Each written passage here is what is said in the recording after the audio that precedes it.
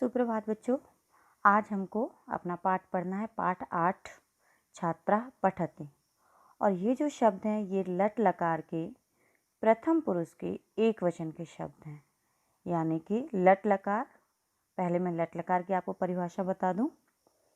वर्तमान काल को लट लकार कहा जाता है या वर्तमान काल को लट लकार कहते हैं। इसमें हमको पढ़ना है प्रथम पुरुष का एक वचन। इसमें जो शब्द हैं, यदि हम पुरुष जाति का देखें प्रथम पुरुष में, और उसके बाद किस शब्द को लेंगे और उसमें हमें आखिर में कौन सा शब्द या कौन सा क्रिया लगाना है, तो मैं आपको उसके उदाहरण भी बताऊंगी और उसके अर्थ भी बताती जाऊंगी ताकि आपको पाठ आसानी से समझ में आ जाए। ये चार्ट दिखाने का मेरा मकसद सिर्फ इतना है कि आपको मालूम चल जाए कि मैं लट लकार का, पहले जो आपने धातु शब्द पढ़े थे यानी कि जिसमें सर्वनाम शब्द भी पढ़े थे, एक वचन, द्विवचन, बहुवचन, और उसमें प्रथम पुरुष। तो प्रथम पुरुष में हमें आज प्रथम पुरुष का एक वचन का शब्द पढ़ना है। और जैसा कि मैंने अभी आपको पहले बताया कि उसके धातु शब्दों का प्रयोग भी हमें देखना है। तो पहला वाला शब्द आप देख लीजिए, पठति। पठ और उसमें ती जुड़ा है, छोटी ती, तो पठति। आज हमें सभी शब्द एक वचन वाले ही सीखने हैं।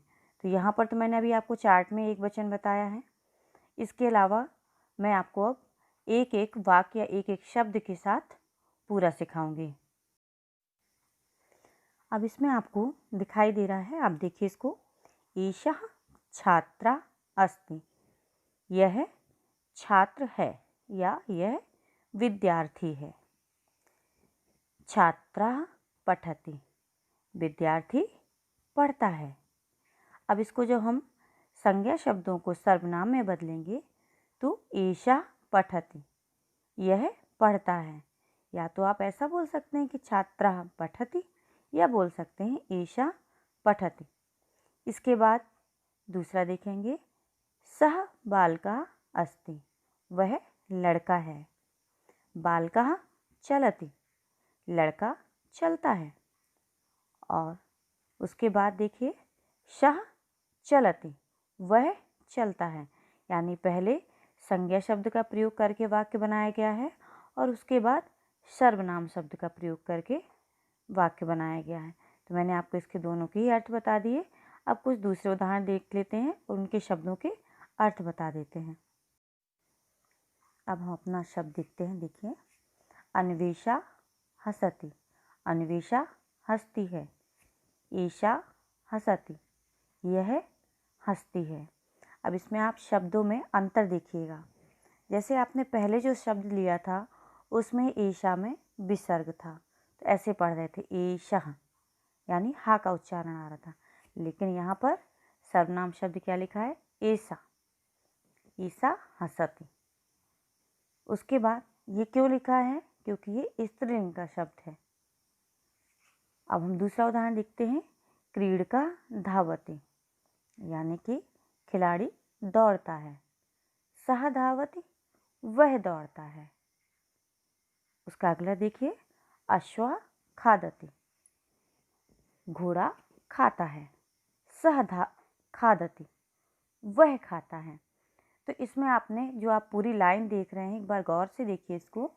ईशा हंसती, वह, यह हंसती है, यहाँ पर ये स्त्रीलिंग का शब्द है। सह धावति, ये पुल्लिंग का शब्द है। और सह खादति, ये भी पुल्लिंग का ही शब्द है।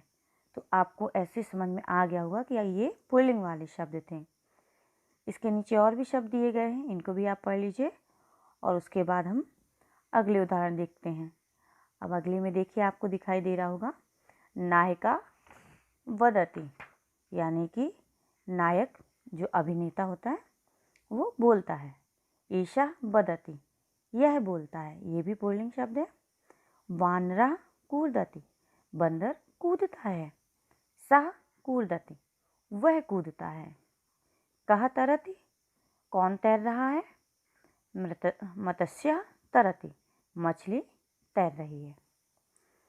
शिक्षिका पाठयति, अध्यापिका पढ़ाती है। एषा पाठयति, यह पढ़ाती है। का गायति, कौन गाता है। का यहाँ पर स्त्रीलिंग का है और पुल्लिंग का होता तो विसर्ग वाला होता। गायिका गायति, गायिका गा रही है या गाती है। मालाकारा सिंचति, माली सींच रहा है। सा सिंचति, वह सींच रहा है। तो यहाँ पर आपको कुछ शब्द जो हैं वो पुल्लिंग के मिले और कुछ स्त्रीलिंग के।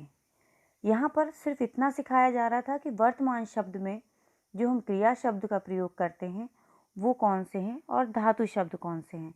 तो वही यहाँ पर आपने सीखा है। मैंने आपको पिछली कक्षा में बताया हुआ था कि जो स्त्रीलिंग शब्द हैं या पुल्लिंग शब्द हैं उन सभी के साथ क्रिया शब्द एक जैसे ही रहते हैं, चाहे आप वो स्त्रीलिंग में प्रयोग कर रहे हों या पुल्लिंग में। तो इस तरीके से आपको पाठ में जो है वो अच्छी तरह से समझ लिया होगा आपने।